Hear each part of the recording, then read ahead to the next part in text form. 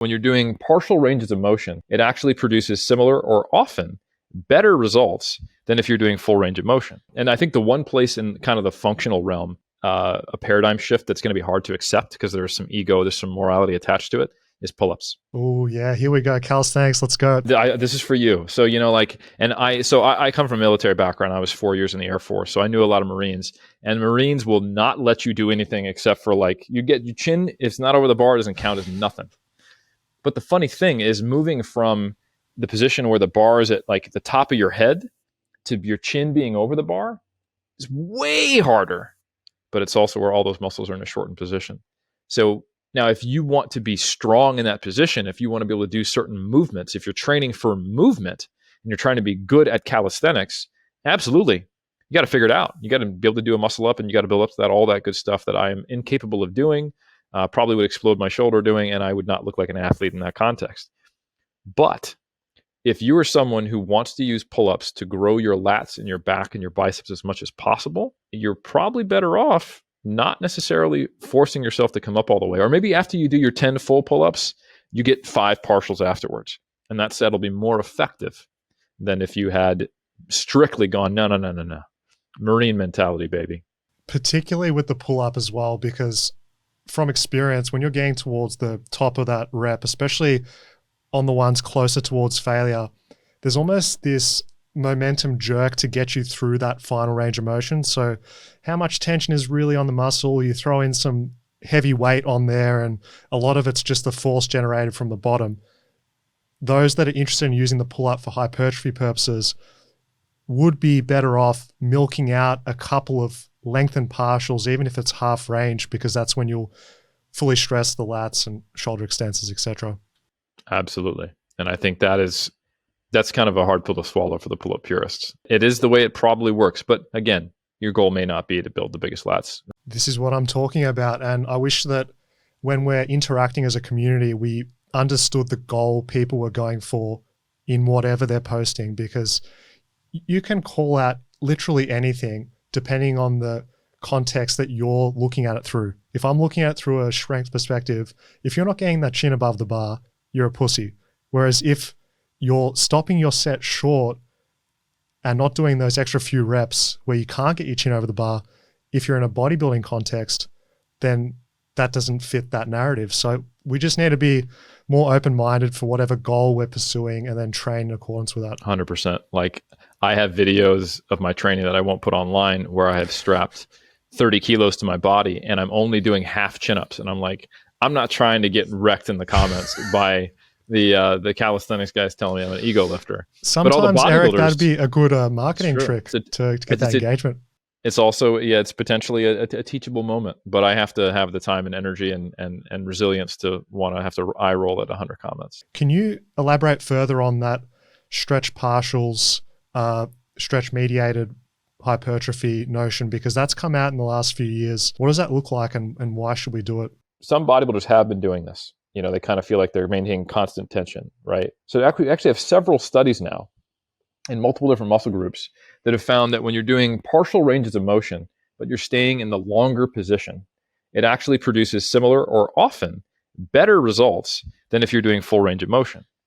And that seems to be because you're spending more of your efforts in that more lengthened position, producing higher tension. Quads, hamstrings, glutes, biceps, triceps, pretty much every muscle group that we've measured, at least from one study, is either getting better results from doing lengthened partials or biased long muscle length position versus shorter. So it's an interesting thing. Speculation as to, does it produce more of an occlusive effect, so you're getting more blood pooling? Is it just a tension mediated thing where you're getting more mechanosensors at a longer position?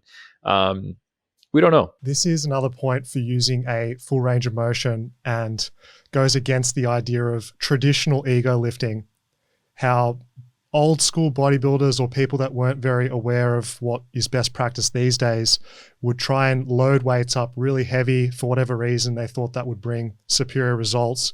Whereas now we're much more aware that we'd rather swap absolute load for a load that can be used through a full range of motion to overload us in that stretch position because of the superior hypertrophy benefits. So for people that start getting into a lot of ego lifting with super heavy loads, might be shooting yourself in the foot. And I know from my own personal experience, there's a correlation between my range of motion and my results.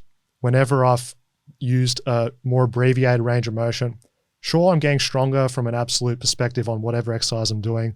Arguable, the form standard is a bit compromised compared to using that full range of motion, much lighter loads, using good proximity to failure.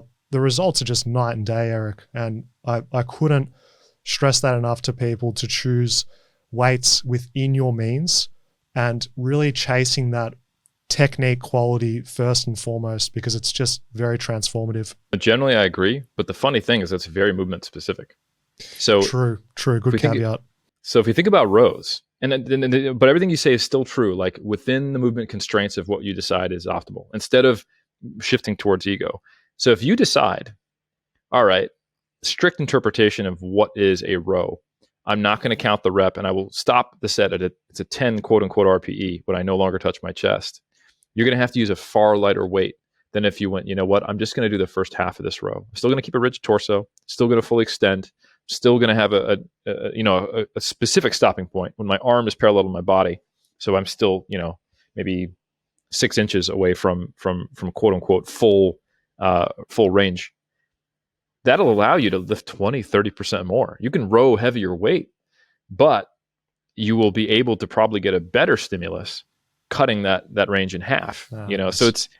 So it's a funny thing. And I think where there's the most potential for someone to change their physique with this technique is probably not in like the quads or the chest or the delts or the pecs or the biceps, because the force curve, the strength curve, and the biomechanics of those movements, they're already harder in the stretch position. Like you don't get stuck like trying to grind out the last 2 inches of a squat. Like, I can't lock it out. That's not a thing. It's hardest in the bottom. So when you do like deep squats with a pause, your weights come way down, right? Doing the lengthened partial position. But on rows, on delt work, right? We're used to using dumbbell lateral raises, and now you're doing like cross body cable lateral raise and only coming up 3/4 of the way.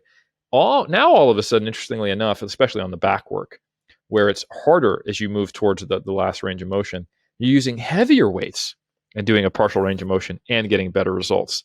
So philosophically, 100% agree. It is setting what's the appropriate movement standard, adhering to it rigidly, and focusing on performance, not just lifting the heaviest load.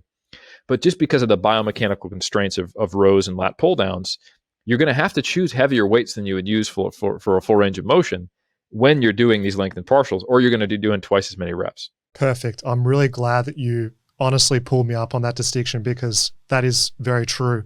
As much as I'd like to simplify it to full range of motion over everything, that is a great point, that it's movement specific and you have to adjust your ethos to get the best results. And you explain that very well. You're very welcome. If you enjoyed that, click here for the full Fitness FAQs video.